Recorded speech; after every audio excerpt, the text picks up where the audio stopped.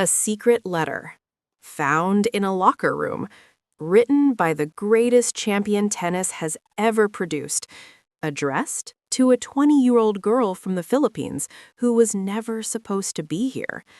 And when its contents surfaced, the entire WTA tour stopped breathing. Nobody plants seeds of greatness in silence without reason. Nobody writes those words unless they saw something the rest of the world hadn't noticed yet.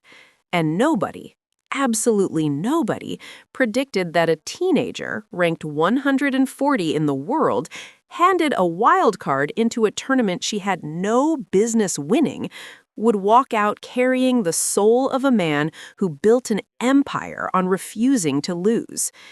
This is the story of what Rafael Nadal wrote, what Eala carried, and why the moment that letter became known, tennis was forced to confront something it hadn't felt in years. Stay locked in, because this story only gets heavier. She arrived at the Rafael Nadal Academy at 13 years old, luggage in one hand, a burning hunger in the other, carrying the weight of a nation that had never produced a world-class women's tennis player, not once, not in the entire history of the sport. The Philippines is one of the most passionate sporting nations on earth, a country that bleeds for boxing, basketball, and athletic pride on every international stage it can reach. But women's professional tennis? That was foreign territory, uncharted, almost laughable to discuss as a realistic ambition. Eala's coach, Iwan Bosch, would later describe the environment she entered as exceptional, a place where greatness surrounds you before you even understand what greatness costs. From the moment she walked through those gates in Mallorca, Spain, Eala wasn't just learning tennis. She was being rebuilt from the ground up, inside a facility designed by one of the most decorated competitors in human sporting history. The academy was founded by Rafael Nadal in 2016, specifically constructed to develop future stars. Its philosophy wasn't just technical, it was psychological. Mental fortitude wasn't optional. It was the first lesson taught before any ground stroke, before any serve, before any tactical discussion. You either absorbed that culture or you were swallowed by it. Eala absorbed it. For years, she trained in the shadows of that philosophy, refining strokes, studying patterns, losing matches she needed to lose in order to understand the anatomy of competition.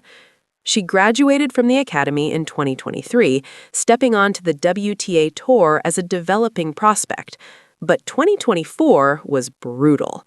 Brutal in the way only professional tennis can be brutal. Unforgiving, isolating, and loud in its silence. Her year-end ranking set at a career high of 143, her results limited to ITF events and first-round exits at WTA level. Nobody talked about Eala as a future champion. She was a promising name on a long list of promising names, one of hundreds. Talented, yes. Transformative? That conversation hadn't started.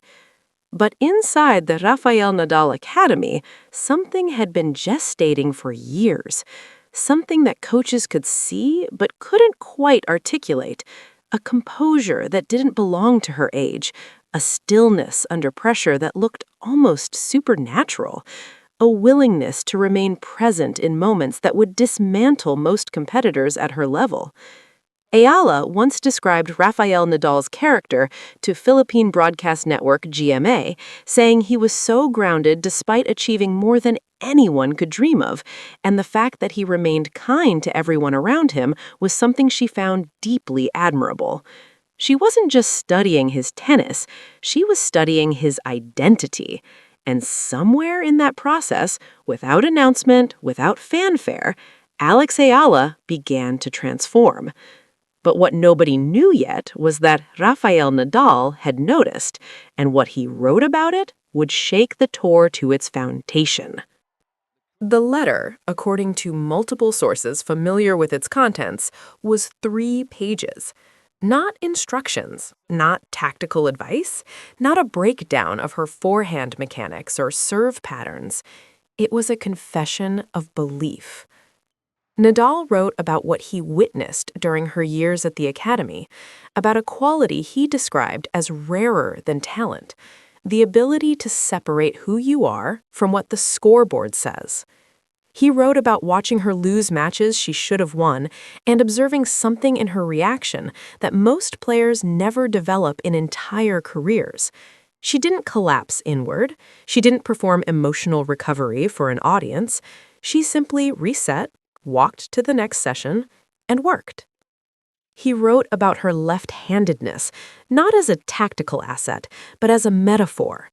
That the world is constructed for right-handed players, right-handed systems, right-handed expectations, and navigating it as a left-hander requires a constant, quiet defiance, a refusal to accept that the standard path is your only path. He wrote, according to those familiar with the letter's content, something along the lines of, "The tour will try to tell you who you are before you have the chance to show them. Don't let them finish that sentence." And then came the line that, when it eventually leaked to a close-knit group of tour insiders, generated the reaction that propelled this story into full public consciousness. He told her that he had watched every match she lost, taken note of every ranking number that didn't reflect her actual ability, observed every moment the tour overlooked her, and that his singular, unshakable conviction was this: she was built for a moment that hadn't arrived yet, but was already on its way. Her coach Bosch would later say that when Nadal chose to intervene during her training, picking up a racket to personally demonstrate serve technique, it wasn't obligation that drove him, but empathy. He saw her situation and felt it deeply enough to act. The letter was an extension of that empathy, a 22-time Grand Slam champion sitting down with a pen and paper to tell a 20-year-old from the Philippines that he saw her, fully, without qualification. Now, ask yourself, what does a player do when the greatest competitor in tennis history tells her, in ink, that her moment is coming? She walks onto a court against the world's best players, and she hunts. On March 26, 2025, Alexandra Eala walked onto the court at Hard Rock Stadium and dismantled the second-ranked tennis player on the planet. She dismantled Iga Swiatek, 5-time Grand Slam champion, the dominant force of the post-Serena era, by a score of 6-2, 7-5 in 1 hour and 37 minutes. But that wasn't where Miami began.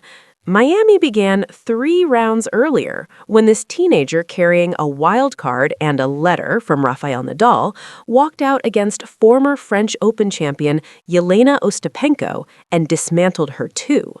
Then came Madison Keys, reigning Australian Open champion, ranked 5th in the world. Gone. Then Swiatek. Gone. She became the first wildcard in WTA history to defeat 3 Grand Slam champions in straight sets at a single event. In her entire career coming into that tournament, she had won 2 tour-level matches, total. She had never won consecutive matches at WTA level, ever. After eliminating Swiatek, Eala spoke with a composure that stunned the press room. She said she had made a deliberate commitment to staying in the moment, point by point, describing it as something she had cultivated over years of experience, not with winning, but with professionalism. Tony Nadal, Rafael's uncle and legendary coaching architect, was seated in her box for the Swiatek match, watching from the sidelines as his nephew's protege tore through the draw. His presence there was not accidental. It was a signal. The Nadal camp had believed in this moment before Miami believed in her. Swiatek, in her post-match press conference, acknowledged the obvious. Eala went all out, played fearless tennis, and generated returns of a length and aggression that were genuinely difficult to handle. Fearless. That word kept appearing in press rooms, in analyst commentary, across social media in 6 languages, in Manila, where the nation had erupted into a celebration of historic proportions. Fearless. But those closest to her understood it wasn't fearlessness. It was something more sophisticated. It was the liberation that comes when someone you profoundly respect has already told you, before the tournament, before the draw, before a single ball was struck, that you belong here. The letter didn't give her talent. She already owned that. The letter gave her permission. When the letter's existence became widely known among tour insiders during semifinal week, the reaction split along predictable lines. A portion of the tennis world found it beautiful, the mythology of it. A retired legend, 1 year removed from his final match at Davis Cup, quietly writing 3 pages of belief to a girl the rankings had rendered invisible. The romanticism of that gesture was undeniable. Social media embraced it with an emotional velocity that crossed borders instantly. Nadal's November training session with Eala, his first return to a court 1 year after retirement, had already generated 1 million engagements across platforms before the letter story amplified everything further. The combination of those 2 events, the private letter and the public return, created a narrative so complete it felt constructed. Except it wasn't. But then came the line that, when it eventually leaked to a close-knit group of tour insiders, generated the reaction that propelled this story into full public consciousness. It doesn't show weakness to show belonging. People misinterpret that. This phrase, from Nadal, stunned the portion of the tour world that equated professional intensity with emotional immunity. It showed how deeply Nadal understood that being seen by someone you truly respect isn't just emotional solace, it's strategic advantage. It wasn't only about empathy, it was about performance. Aside from the mythology, there is the math. When Eala walked onto a court in Miami and amassed 3 straight-set wins over former Grand Slam champions, she did it with a set-point conversion rate of 84%, with first serve points won above 70% and return aces that doubled her career average. It didn't seem like a new player. It seemed like a well-developed metaphor brought to life by full-speed ground strokes and a fierce focus of staying in the moment, point by point. The myth of the letter matched the math of the match, and when those 2 things converged with that kind of force, the world tended to use the word fearless. The greatest competitor in tennis history sitting down to tell a young woman from the Philippines that she belonged. And a young woman going out and demonstrating that that belonging was an undeniable fact. In her post-match press conference at the Abu Dhabi WTA 500 event, Alice spoke about her training session with Nadal with a quiet reverence. She described it as physically demanding despite his year away from the game, and said that the advice he delivered about surrounding yourself with the right people was the piece that impressed her most deeply. Surrounding yourself with the right people. Think about what that phrase carries when you examine the architecture of Alex Eala's career. 13 years old, choosing, or being guided, toward the Rafael Nadal Academy. Years of development inside a system built by a man whose defining characteristic was never physical superiority, but psychological indestructibility. Then a handwritten letter. Then a wild card. Then history. The sequence of events from Mallorca to Miami reads less like a tennis career and more like a deliberate construction, a blueprint. And the letter, private, personal, ink on paper in a world of notifications and instant messages, was the blueprint's cornerstone. Nadal wrote on social media after their training session, "1 year later, it felt great to be back on a tennis court. It was great to practice with you, Alex. Next time, I will be stronger." There's a humility in those words that mirrors precisely what Eala described admiring most about him, the grounded nature of a man who had achieved more than anyone around him could imagine, and yet carried it without elevation or distance. Eala's response on his Instagram was immediate. "Thank you for today, Rafa." And then a second comment, 4 words that carried the weight of a mentor's entire year away from competition. "Back like you never left." Back like you never left. 2 people communicating across the space of a court, across generations of tennis, across the vast distance between 22 Grand Slams and a wild card ranked 140, and finding in that exchange something that felt like a handshake between eras. The letter exists now as more than a private gesture. It exists as evidence. Evidence that the greatest champions see the sport differently, that they understand legacy not as something you accumulate, but as something you transmit. That sitting down with a pen and writing 3 pages of belief to a 20-year-old from Manila is not a small act. It is perhaps the most significant act a retired champion can perform. Eala finished 2025 ranked 50th in the world. She earned a WTA Newcomer of the Year nomination, won her first WTA 125 title in Guadalajara, reached her first WTA final at Eastbourne, and became the first Filipino to win a Grand Slam singles match at the US Open. Every record, every first, every barrier dismantled. And at the center of all of it, folded carefully, read between matches, carried across continents, a letter. This wasn't simply a heartwarming story about a mentor and a student. This was a mirror held up to professional tennis, forcing the sport to examine what it values, who it sees, and who it has been systematically overlooking. Nadal didn't build an academy to manufacture clones of himself. He built it to find the players that Tour hadn't discovered yet, and then write them letters telling them that someone had. Eala received those words. She absorbed them. She carried them to Miami, onto courts against champions, into a locker room where someone eventually noticed a folded piece of paper being read with the focused intentionality of someone drawing fuel.